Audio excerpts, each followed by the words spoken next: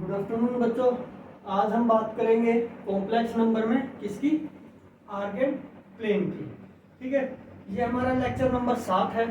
आज हम argan plane के साथ साथ लेक्चर नंबर 7 है। आर्गेन प्लेन के साथ हम और किसकी बात करेंगे, polar form of complex number.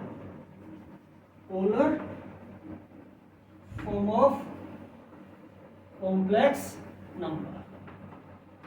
आज हम इन दो टॉपिक के बारे में बात करें। ठीक है, आर्गेन प्लेन होता क्या है और polar form of complex number क्या होती है।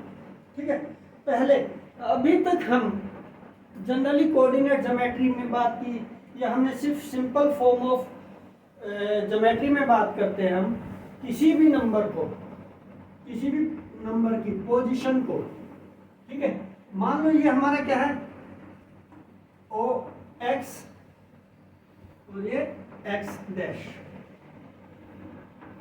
वाई डैश और वाई। कोऑर्डिनेट ज्योमेट्री में हम पी कोऑर्डिनेट्स की बात करते थे, तो जहां पे वो कोऑर्डिनेट्स हमारे लाई करते थे उस प्लेन के अंदर, ओ एक्स और ओ वाई प्लेन के अंदर हम जो भी बात करते थे उसे हम क्या कहते थे, कार्टेशियन प्लेन। ठीक है, कार्टेशियन प्लेन के अंदर क्या करते थे हम, कोई भी पॉइंट होता था P, उसके कोऑर्डिनेट्स की बात करते थे 2 and 3। ठीक है, अब देखो ओ एक्स और ओ वाई क्या है, प्लेन है, जहां पे क्या लाई कर रहा है, P पॉइंट लाई कर रहा है, और इस प्लेन को क्या कह रहे थे, कार्टेशियन प्लेन। और ये जो थे 2 and 3, ये किसके कोऑर्डिनेट थे, एक्स कोऑर्डिनेट और वाई कोऑर्डिनेट। ठीक है, बट आर्गेन प्लेन क्या होता है, यहां पे हम किसके बारे में बात करेंगे, कॉम्प्लेक्स नंबर की। z इजिकल टू है a प्लस आयोटा b। ठीक है, तो यहां पे हम किसकी बात कर रहे थे, सिर्फ कॉम्प्लेक्स नंबर की। जिस प्लेन में हम कॉम्प्लेक्स नंबर को रिप्रेजेंट करें उसे हम क्या कहते हैं, आर्गेन प्लेन, कॉम्प्लेक्स प्लेन या गॉसियस प्लेन। ठीक है, समझ में आई ये बात। तो इसको और किस किस नाम से जाना जाता है, ऐसा प्लेन। ठीक है, ऐसा प्लेन जहां पे कॉम्प्लेक्स नंबर को रिप्रेजेंट किया जाए, इसको कॉम्प्लेक्स नंबर को a प्लस आयोटा b। तो हम मान लेते हैं इस प्लेन में p पॉइंट है, यहां पे क्या है, a एंड b, और ये कैसे नंबर है, ये कैसे नंबर है, ये है z is equal to a plus iota b। That means ये क्या रिप्रेजेंट कर रहे हैं, कॉम्प्लेक्स नंबर को। ठीक है, तो ऐसे प्लेन को जहां पे हमारे कौन से नंबर रिप्रेजेंट हो रहे हैं, कॉम्प्लेक्स नंबर, उन्हें हम क्या कहते हैं, Argand plane. Argand plane, complex plane,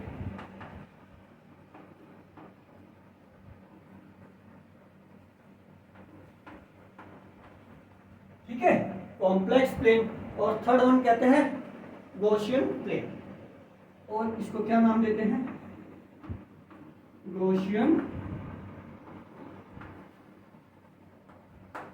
ठीक है, गॉसियन प्लेन। अब देखो, मान लो z क्या है, z में 4 प्लस 3 आएगा।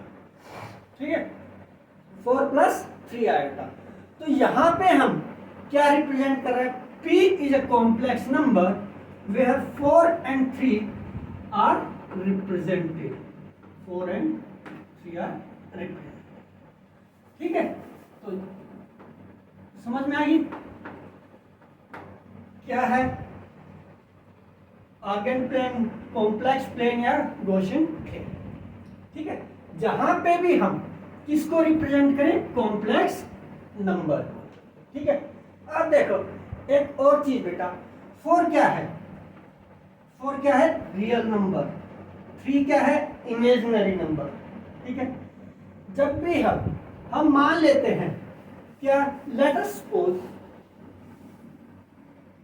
Polar form of complex, polar complex number representation. ठीक है, मान लो ये पॉइंट क्या है, P। ठीक है, ये किसको रिप्रेजेंट कर रहा है, A एंड B। ठीक है, इसका मतलब क्या हुआ, A कहां है, एक्स एक्सिस क्या लो, यानी O से A, M। ठीक है, B ये हो गया। ठीक, और ये क्या है, ये एक डिस्टेंस है, O की डिस्टेंस किससे, P से।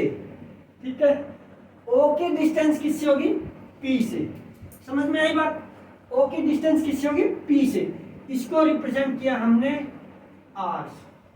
ठीक है, फिजिक्स में हम इसको क्या कहते हैं, रिजल्टेंट। फिजिक्स में, साइंस में हम इसको किससे रिप्रेजेंट कर रहे थे, R को रेजिस्टेंस या रिजल्टेंट भी बोलते थे।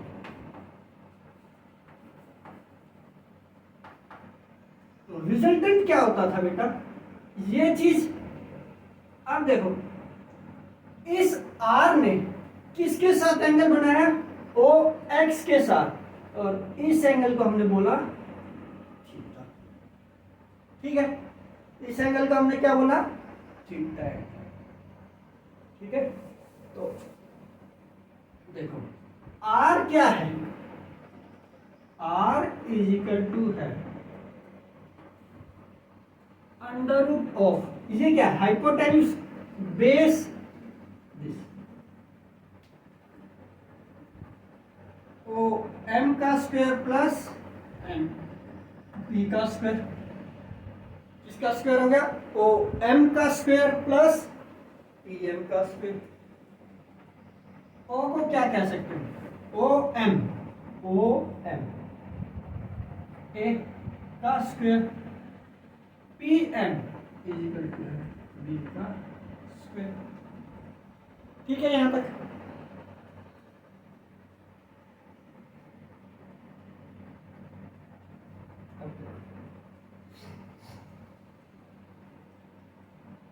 अच्छा, A की वैल्यू कैसे निकाल सकते हैं, ये क्या है हमारा base, OM base, hypotenuse R is equal to है, देखो पंडित बद्री प्रसाद हर हर बोल, बेस अपॉन हाइपोटेन्यूज कोस। आप ऐसे भी याद रख सकते हो बेटा कि ये किसको रिप्रेजेंट कर रहा है, कोस थीटा, और ये किसको रिप्रेजेंट करेगा, साइन थीटा। और MP बराबर है R इज इक्वल टू है MP बराबर है perpendicular upon hypotenuse sine theta. ठीक है, इस चीज को यहां लिख रहा हूं, OM क्या है, A इज इक्वल टू है R cos theta and B is equal to है R sin थीटा। ठीक है, समझ में आई ये बात।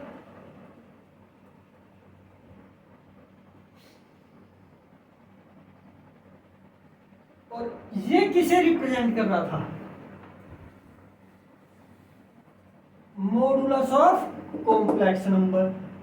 ठीक है, तो हमें पता है हमारा कॉम्प्लेक्स नंबर क्या है, Z is equal to A plus iota B। A की वैल्यू कितनी आई बेटा,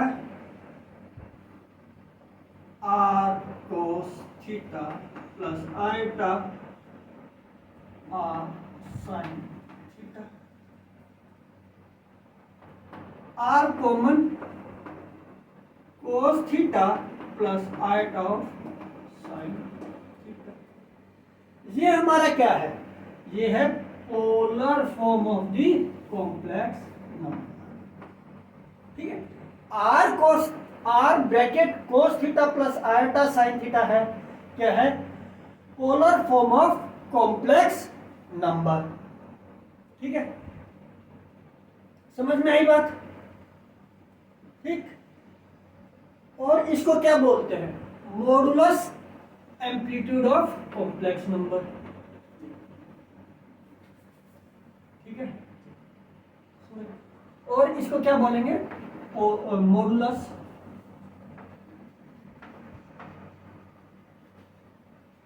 मॉडुलस एम्पलीट्यूड।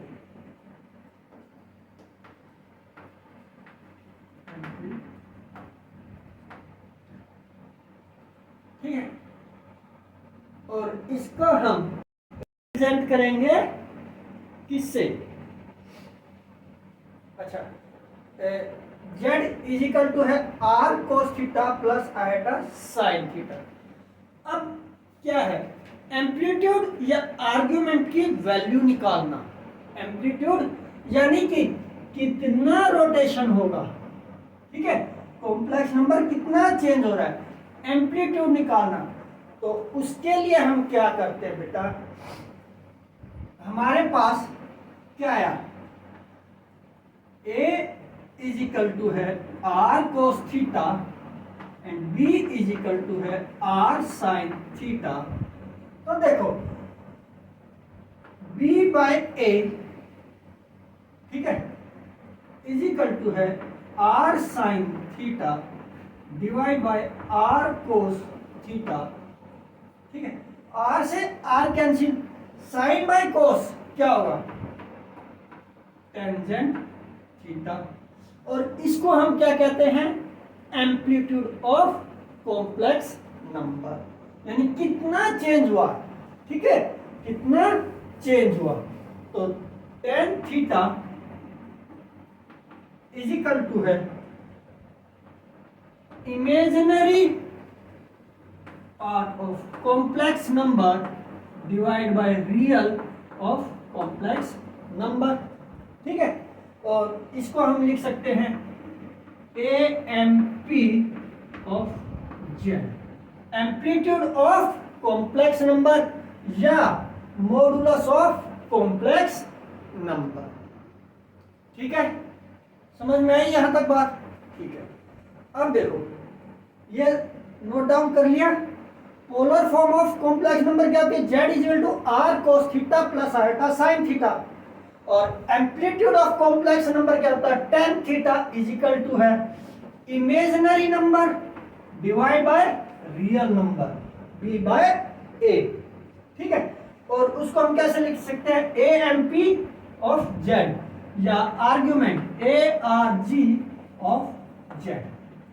ठीक है, समझ में आई यहां तक बात? ठीक, समझ में आई? ओके, अब देखो थीटा की वैल्यू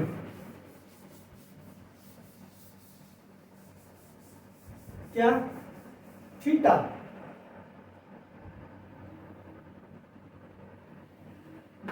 यहां पे क्या था? P point A and B। ठीक, इसका मतलब क्या हुआ? Z is a complex number where A plus iota B are positive. ठीक है, इसका कॉन्जुगेट क्या होता है? Z इज इक्वल टू है A माइनस आयोटा B। ठीक है, तो वो कहां रिफ्लेक्ट होगा? कॉम्प्लेक्स नंबर कहां रिफ्लेक्ट होगा? यहां पे, जहां पे Z आपका A माइनस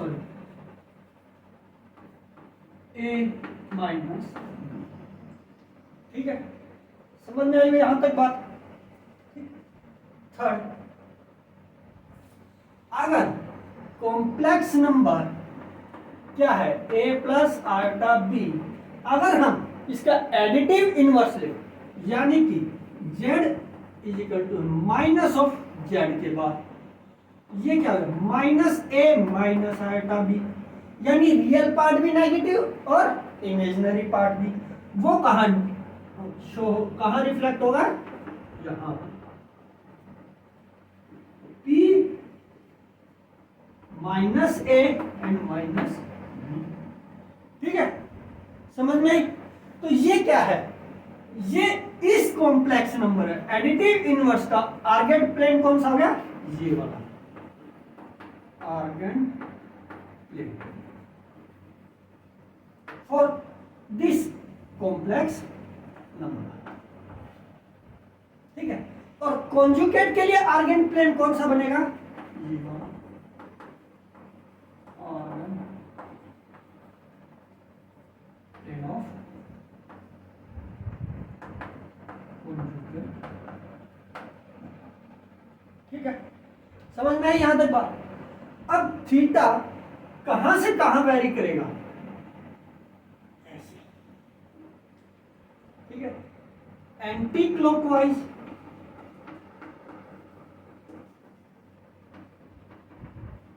वो कहां हमने शो किया, वो polar representation of complex number.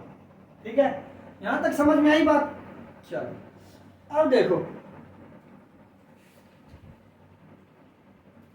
Principal value of Argand. Next topic है आपका प्रिंसिपल।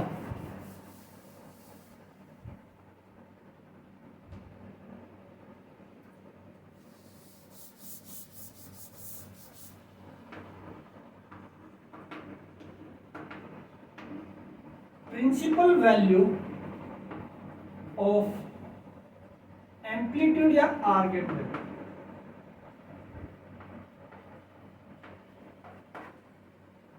ठीक है, तो देखो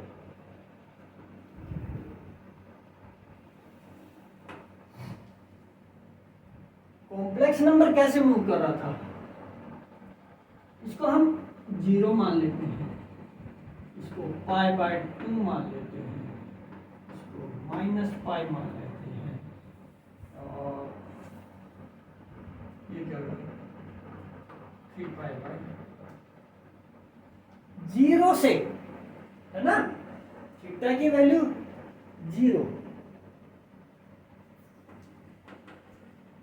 यहां पे थीटा की वैल्यू कितनी है, -π, यहाँ π/2 और यहाँ 3π।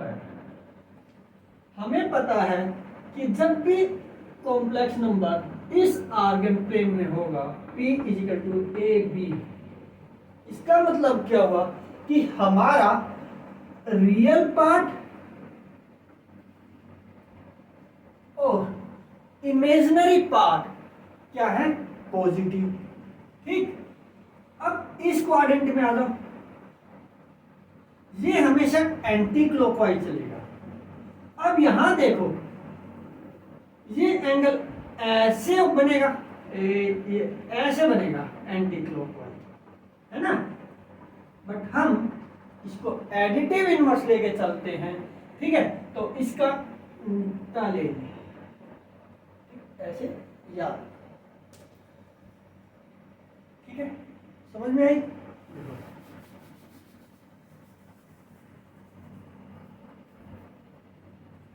यहां पे क्या है, कॉम्प्लेक्स नंबर पॉजिटिव, जिसमें रियल और इमेजिनरी पार्ट क्या है, पॉजिटिव। यहां पे क्या आएगा, z = है -a + i/b, यानी कि रियल पार्ट नेगेटिव और इमेजिनरी पार्ट पॉजिटिव। और यहां पे क्या है, यहां पे रियल और इमेजिनरी पार्ट नेगेटिव, और यहां z की वैल्यू क्या है, a - i/b, यानी कि उसका कॉन्जुगेट। तो 0 से π थीटा की वैल्यू क्या हुई, 0 से तो बड़ी और π/2 या उससे छोटी क्या हो, कॉम्प्लेक्स नंबर कैसा होगा, पॉजिटिव। ठीक है, यहां पे देखो, π/2 से तो बड़ी और -π से छोटी। ठीक है ना, समझ में आई?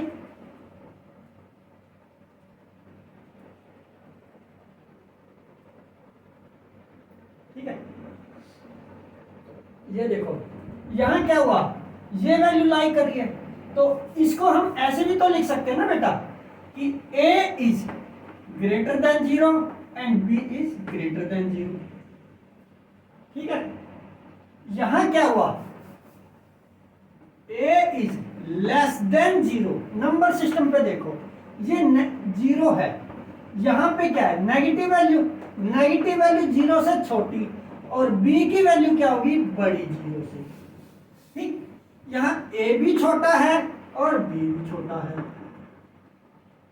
ठीक है, और यहां पे a बड़ा है 0 से और b छोटा है 0 से। ठीक है, समझ में आई। अब इस चीज को हम ये भी तो लिख सकते हैं, अगर थीटा की value -π/2 and theta is 0 and π/2। ठीक है, इसको क्या लिख सकते हैं, -π और π/2, यही लिख सकते हैं ना। ठीक है ना, तो इस चीज को हम ये लिख सकते हैं, यहां पे भी यही लिख सकते हैं।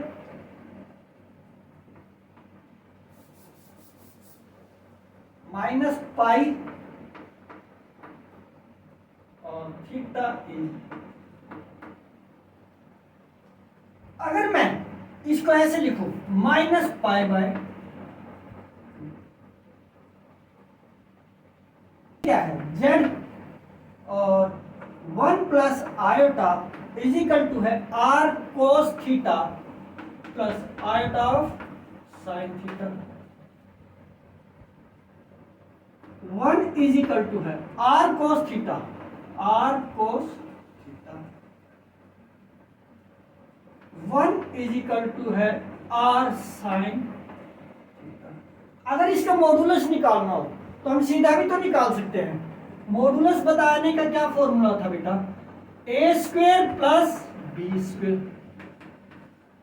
तो a कितना है, 1 प्लस 1 कितना होगा, 1 प्लस 1 2, तो √2 इज r। ठीक है, यहां से भी देख सकते हो आप, squaring both side, 1 is equal to है r² cos² theta and 1 is equal to है r² sin² थीटा। दोनों को ऐड करेंगे तो क्या आएगा, r² common, cos² theta plus sin² theta is equal to है 2, 1 प्लस 1 2। तो ये क्या आ गया, cos² theta plus sin² theta. Trigonometry में हमने पढ़ा है क्या होता है, 1, तो r इज इक्वल टू है √2। ठीक है, सीधा भी निकाल सकते हैं, हमारे पास क्या है, रियल नंबर और इमेजिनरी नंबर। ठीक है, अब हमें क्या निकाल, एम्पलीट्यूड यानी टेंजेंट थीटा। ठीक है, टेंजेंट थीटा या थीटा की वैल्यू। ठीक है, तो एम्पलीट्यूड यहां तक समझ में आया। अब देखो आर की वैल्यू कितनी है बेटा, 1/√2। तो हम आर की वैल्यू यहां पुट करेंगे बेटा, एक बार इसको नोटेड डाउन कर लो और फिर इसको रफ कर। ठीक है,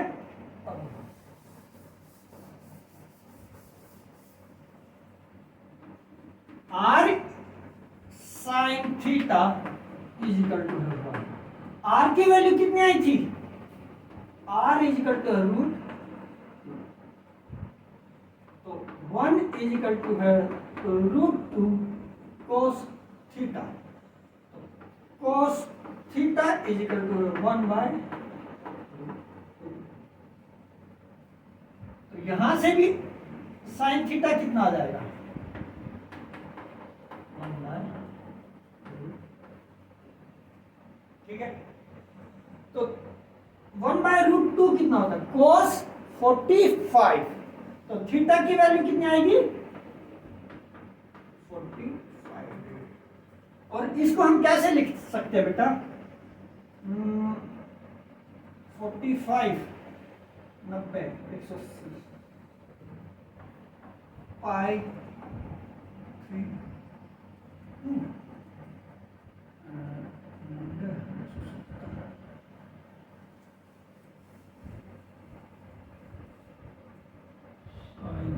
थीटा, साइन थीटा कितना होगा 1 बाय, तो थीटा यहाँ भी क्या होगा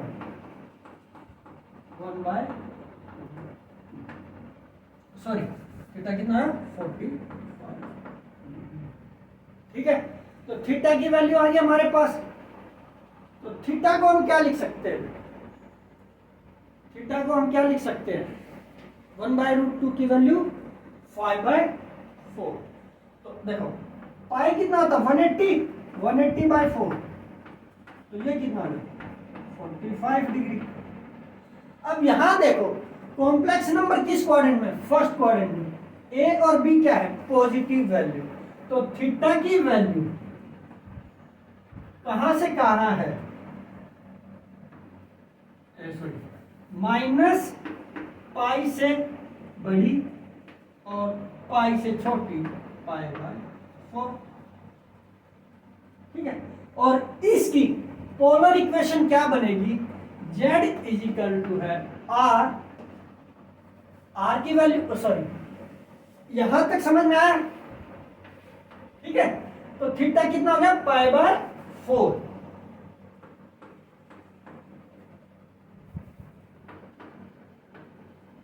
अब इसकी पोलर इक्वेशन लिखो। पोलर इक्वेशन क्या थी, यहां देखो z r cos theta plus iota sine theta, इसको रफ कर रहे हैं बेटा। तो r की वैल्यू कितनी आई √2 cos, थीटा की वैल्यू कितनी आई π/4 प्लस आयोटा साइन π/4। ये क्या आई, ये आई पोलर इक्वेशन ऑफ इस कॉम्प्लेक्स नंबर। ठीक है, आर्गेन वैल्यू क्या आई या थीटा की वैल्यू क्या आई π/4। मॉडुलस कितना आया रूट, ये है मॉडुलस। ठीक है, आई होप सो आज आपको समझ में आया होगा पोलर फॉर्म क्या होती है। ठीक है, R cos theta plus iota sine theta किसकी पोलर फॉर्म है, कॉम्प्लेक्स नंबर की। आर्गन प्लेन क्या होता है, जहां पे हम कॉम्प्लेक्स नंबर को किसी भी प्लेन में रिप्रेजेंट करते हैं। और थीटा की वैल्यू कहां से कहां लाई करें, माइनस पाई से बड़ी और पाई से छोटी, पॉजिटिव पाई से छोटी। ठीक है, और थीटा हमेशा कैसे निकालेंगे, साइन थीटा, या हम यहां से एम्पलीट्यूड भी निकाल सकते हैं, टेंजेंट थीटा की वैल्यू। टेंजेंट थीटा हमारा क्या था, रियल पार्ट और इमेजिनरी पार्ट, तो वो कितना है 1/1। इमेजिनरी पार्ट क्या था 1, v की वैल्यू और 1, तो थीटा कितना है 45 डिग्री। तो प्रिंसिपल या एम्पलीट्यूड कितना आया 45 यानी π/4। ठीक है, इन दोनों को डिवाइड करेंगे, cos थीटा 1/√2 साइन थीटा 1/√2, तो साइन थीटा टेंजेंट थीटा को हम क्या लिख सकते हैं sine theta by cos theta, और 1/√2 से 1/√2 कैंसिल।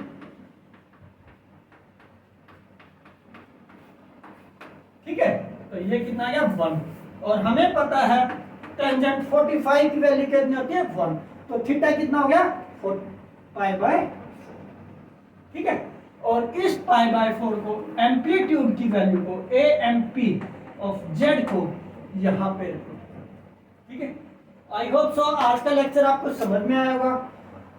अब हम इसके कुछ न्यूमेरिकल करेंगे नेक्स्ट लेक्चर में। ठीक है, चलो धन्यवाद। इस चैनल को लाइक एंड सब्सक्राइब करें, ज़्यादा से ज़्यादा शेयर करें। ठीक है, और भी अच्छे टॉपिक्स इसके अंदर कवर किए जाएंगे आपके कॉम्प्लेक्स नंबर, पूरा मैथ, 11th का मैथ, 12th का मैथ, 9th और 10th का बेसिक मैथ, आपको हर पूरी क्लासेस कराई जाएंगी, हर एक क्वेश्चन। ठीक है, इसको आप लाइक एंड सब्सक्राइब करें। इस चैनल को @संभव ट्यूटर